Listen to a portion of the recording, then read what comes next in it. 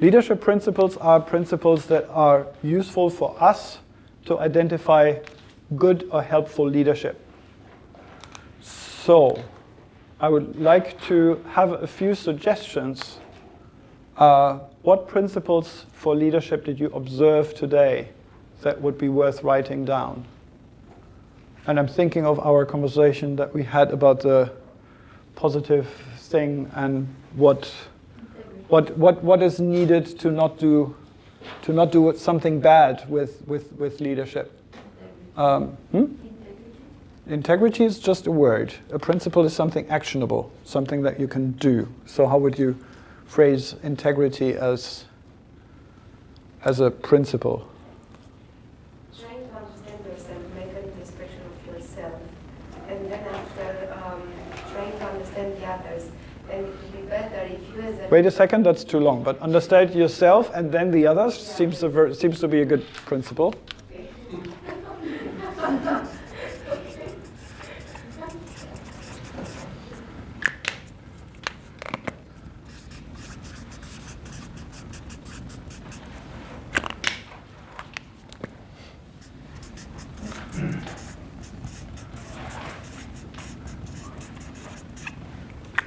And then? And I found it very important for a leader to be an example for the others. Be an example. For the others. Okay. That's a dangerous one, but I write it down. For two reasons. And I like it because it's a great aspiration. Yeah. But for you to be exemplary with everything you do is setting yourself up for failure, right? You're not Jesus and you're not pizza. You can't make everybody happy. But to think about what if somebody took what I do as an example, especially if you are in a position of power. Like who of you has a hierarchical leadership position? Like you have people you're reporting to. Several people in the room. Okay. I don't see that as a principle. I see it as a consequence of being a leader. So regardless of whether you choose to be an example or not, you will be an example inherently. That's exactly what I wanted to say. That's the other. That's why I like it written down. So if you don't show up for a meeting, then that's an example, and there might be somebody who follows that example, even if you don't want that. So you could turn this around and say, be aware, somebody might interpret what you do as an example, right? And in that sense, I think it's really important to keep in mind. Yeah. No one is perfect. Yeah. And then there's another flip side. The way that our organizations used to work, or the way that society used to work, is we had this idea of vertical respect. Respect for the elders, respect for the king, respect for the bosses, etc. Which results in this effect, right? That the important people, we should follow their example. The organizations that we want for the future, where we want everybody to take responsibility for what they do, if I do something and you just blindly follow it because I'm Olaf, you're not taking any responsibility. So what is my basic assumption about you? Is my basic assumption about you that you are dumb and that you follow my lead and that you do what I say? Or is my basic assumption about you that I can do whatever I fucking want and you will do whatever you fucking want, and if we create alignment, if we create a good vision, if we actually decide to work together, then we'll move together. If the latter is my assumption, then the other assumption that everything I do as an example is not true. So this is why this thing is so interesting, right? In the old world, what you said is 100% true, right? As soon as you are in a position of authority, does any of you have children? Right? They never do what we say, but they always follow what we do, right?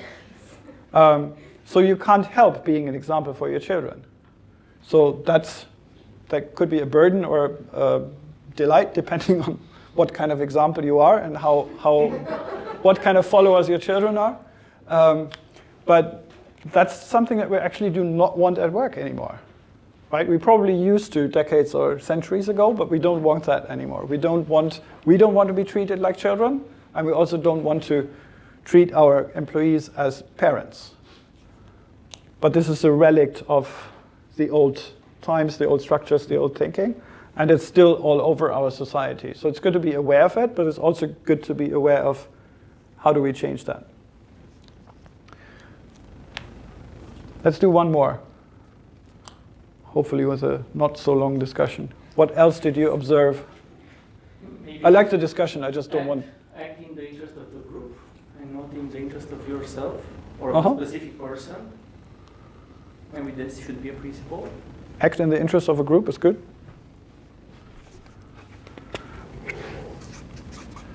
Replace group with purpose.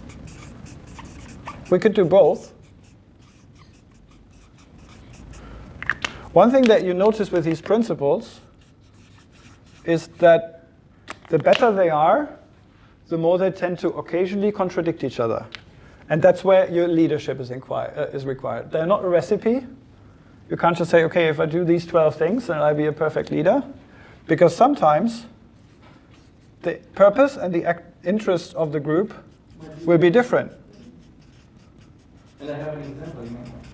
That's why I put the group. Interesting. I have an example where the group contradicts the purpose. That's why I put the group with purpose. Yeah, well, In that moment, if you act in the purpose of the objective, you will put the team away, and that wouldn't be leadership, it would be only management.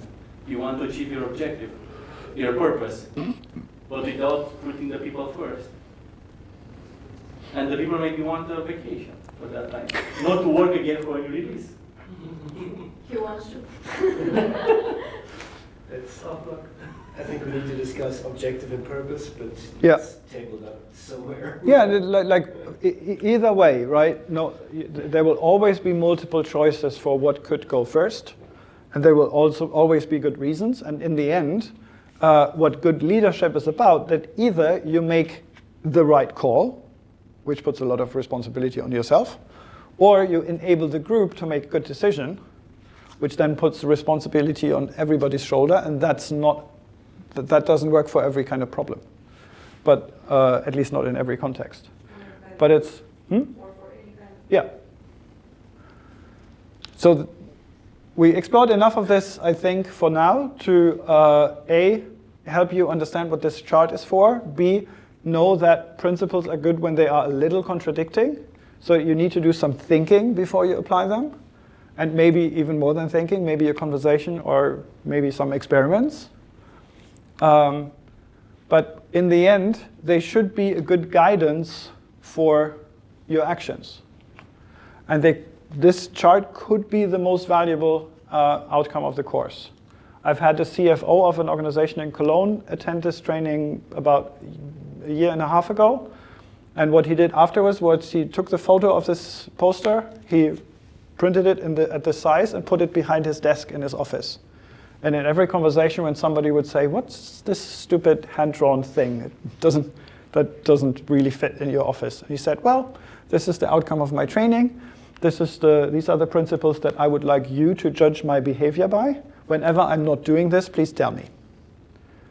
And that single thing transformed a lot of the organization around him within months. There were follow-up actions that he did, but that was the main thing he started with because he got everybody interested in wow, that's so not you, but obviously you actually want to change. And if you have a leader who actually demonstrates that they want to change and then actually follows through, that can have a very transformative effect. So it was not the putting up the thing on the wall. That was not what made the difference. But him actually following through with that intention, that made the difference.